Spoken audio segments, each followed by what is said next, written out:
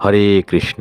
আজকে আপনাকে আমি বলবো শ্রীমদ্ ভগবদ গীতার 17 নম্বর অধ্যায়ের মাহাত্ম্য কথা।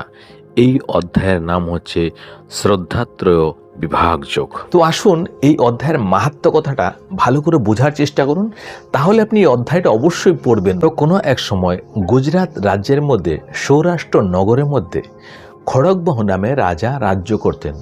ওনার পুত্র ছিল মানে রাজকুমার। রাজকুমারের একটা চাকর ছিল, ওর নাম ছিল দুঃশাসন। ওই হাতিটির উপরে সে চড়বে বলে শর্ত লাগিয়েছে এবং বেশ মোটা রকমের শর্ত লাগিয়েছে। ওইটি শর্ত লাগানোর পরে সে হাতির উপরে চড়ে গেল। চড়ার পরে হাতিকে মানে জোরে জোরে চিল্লাচ্ছে, বকাবকি করছে। এদিকে আশেপাশে রাজকুমার এবং সাধারণ লোকেরা না করছে যে না, এত চিল্লিও না, চিৎকার চেঁচামেচি করো না, এত বকাবকি করো না, কেন ওকে বকছো। তো তারপরেও সে চিৎকার চেঁচামেচি করছে। এমত অবস্থায় তারা পা ফুসকে নিচে পড়ে যায়, নিচে পড়ে সে আধামরা হয়ে যায়। তখন হাতিও দেখছে এতক্ষণ ধরে আমাকে বকাবকি করলো, হাতিকে সুর দিয়ে তোকে পেঁচিয়ে পুরো আকাশের মধ্যে ছুঁড়ে মারলো। তারপরে আবার নিচে পড়েছে, নিচে পড়ে সঙ্গে সঙ্গে সে মরে গেল। মরে যাওয়ার পরে তার আত্মা চলে গেল। সে পাপ ভোগ করার জন্য অন্য একটা রাজ্যের মধ্যে আবার হাতিরূপে সে জন্মিয়েছে। হাতিরূপে জন্মানোর পরে সেখানে সে পালন পোষণ হতে লাগলো, বড় হলো। সেই রাজার সাথে আবার এই রাজকুমারের বাবার বন্ধুত্ব ছিল, যেখানে সেই হাতিটি ওকে মেরেছিল, যে হাতি হয়েছে। তো সে বন্ধু ভাবের জন্য তাকে একটা বন্ধুত্বের দান হিসাবে বা গিফট হিসাবে, উপহার হিসাবে সেই হাতিটাকে পাঠিয়ে দেয় সেই রাজার কাছে। রাজার এখানে রাজা পালন পোষণ করছে। কিছুদিন পরে রাজা কোনো একটা শ্লোক নিয়ে একটু উৎকণ্ঠিত ছিলেন যে বুঝতে পারছেন আর মানেটা। তো কিছু লোকজন ডাকলো। সেখানে এসে কোনো একটা ভালো কবি সেই শ্লোকটার বিশ্লেষণ ভালো করে বুঝিয়ে দিয়েছে। বোঝানোর পরে সে রাজা সন্তুষ্ট হয়ে সেই কবিকে হাতিটা দান করে দিল। এবং সেই কবি হাতি নিয়ে কী করবে, সে নিয়েছে। নিয়ে কিছুদিন পরে সে 100 স্বর্ণ মুদ্রার বিনিময়ে অন্য একটা রাজার কাছে আবার বিক্রি করে দিল হাতিটা। এবার হাতিটা সেখানে পালন পোষণ হতে লাগলো।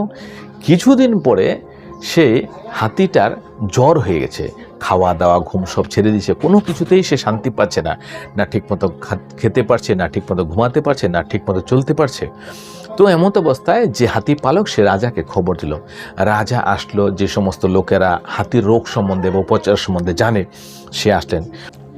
হাতিটি তখন রাজাকে দেখে মানুষের মতো স্বরে বলছে যে হে পরাক্রমী রাজা, হে ধার্মিক রাজা, হে সমস্ত শাস্ত্রজ্ঞ, আপনি তো প্রজার পালক, আপনি এই যে বৈদ্য কবিরাজ নিয়ে এসেছেন, এ দিয়ে আমার কোনো উপকার হবে না, কোনো ওষুধেও কোনো কাজ হবে না।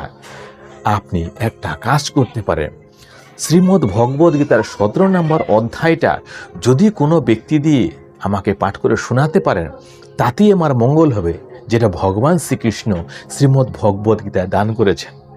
রাজা এই কথা শুনে চলে গেলেন।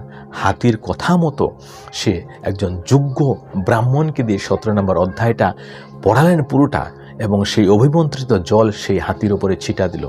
তৎক্ষণাৎ হাতিটি দেহ ত্যাগ করল এবং সে আগের সেই দিব্যরূপ ধরে, যে দুঃশাসন নামে যে ব্যক্তিটি ছিল, ওই রকম রূপ ধরে সে স্বর্গের জন্য রওনা। রথে সে হাজির হলো, সে রথে সে উঠে বসলো। তখন রাজা ওকে হাত জোর করে বলছে যে তুমি তো মুক্ত পেয়ে গেলে, কিন্তু আমি কি জানতে পারি তোমার পূর্বজন্মে কি কর্ম করেছিলে বা কেনই বা হাতি হলে?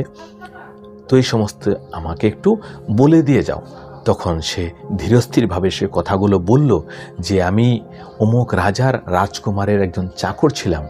আমি হিংসা বশে বা ক্রোধ বশে আমি হাতিকে খুব গালাগালি করেছিলাম, তার পাপ বশে আমি মারা যাই এবং তারপরে আমি হাতি জন্ম হই। তারপরের ঘটনা তো আপনি জানেনই। তো এই কথা শোনার পরে রাজা ওনাকে প্রণাম করলো এবং সে দিব্য বিমান ধরে স্বর্গলোকে চলে গেলেন।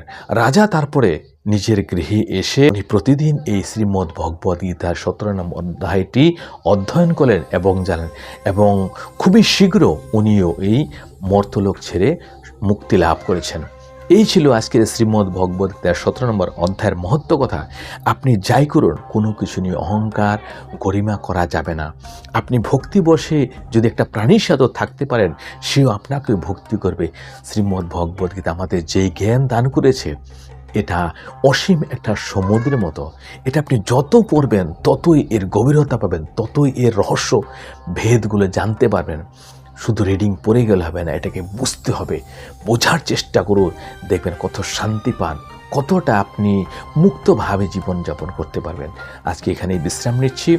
যদি সনাতনী চ্যানেলে প্রথমবার হন অবশ্যই সাবস্ক্রাইব করবেন এবং সনাতনী ভাই বোনদের মধ্যে শেয়ার করবেন। হরে কৃষ্ণ।